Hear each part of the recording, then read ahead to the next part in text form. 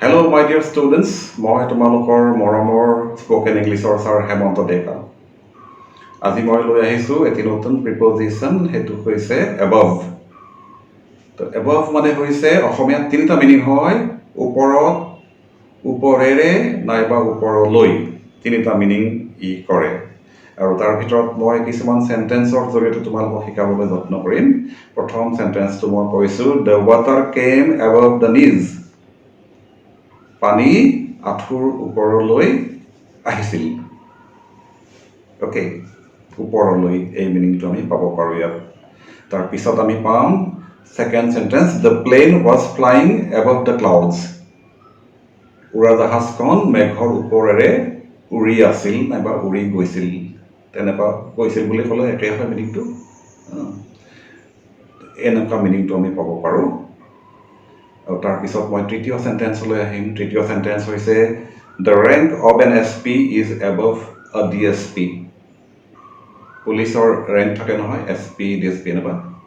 তো কি হয়, এছ পিৰ ৰেংকটো ডি এছ পিৰ ওপৰত হয়।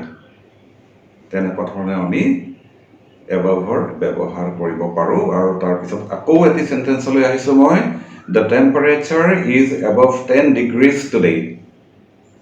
আজি টেম্পাৰেচাৰটো 10 ডিগ্ৰীৰ ওপৰত আছে।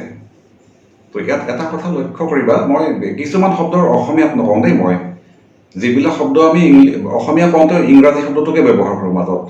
বহুত আছে তেনেকুৱা, কাপ, পেট, তোমাৰ পেনটোকে পেন বুলি কওঁ আমি, কলম বুলি বহুত কম মানুহেই কয়। তো সেই শব্দবিলাক মই ইংলিছতেই ক'ম, সেইটো ভুলকৈ বুজি নল'বা দেই। তো কি হয়, the temperature is above 10 degrees today, এইটো গ'ল। তাৰপিছত আহিছে যে children above the age of 10 are not allowed. 10 বছৰৰ ওপৰৰ ল'ৰা ছোৱালী এলাউ কৰা নহয়। 10 বছৰৰ ওপৰৰ ল'ৰা ছোৱালী এলাউ কৰা নহয়। হ'ব পাৰে কিবা পাৰ্ক এখনত খেলিবলৈ কিবা এটা আছে, ঝুলনা আছে, কিবা আছে, তাতে সৰু ল'ৰা ছোৱালীৰ বাবেহে হয়। গতিকে 10 বছৰৰ ওপৰবিলাকক এলাউ কৰা নহয়। তেনেকুৱা বাক্য তুমি দেখা পাওঁ কেতিয়াবা কেতিয়াবা। যি নহওক বাৰু, বুজি পাইছা নিশ্চয়। তাৰ পিছৰ চেণ্টেন্সলৈ আহিছোঁ, the above mentioned points are important. The above mentioned points are important. ওপৰত উল্লেখিত পইণ্টছবিলাক ইম্পৰ্টেণ্ট হয়। তেনেকুৱাকৈ আমি এবভৰ ইউজটো কৰোঁ।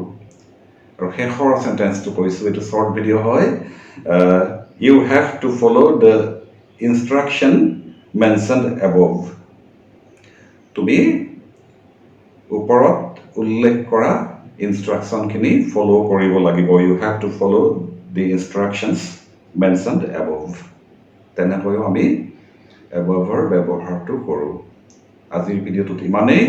লৈ আহিম পুনৰ নতুন ভিডিঅ' প্ৰিপজিশ্যনৰ ওপৰত। Thank you so' much.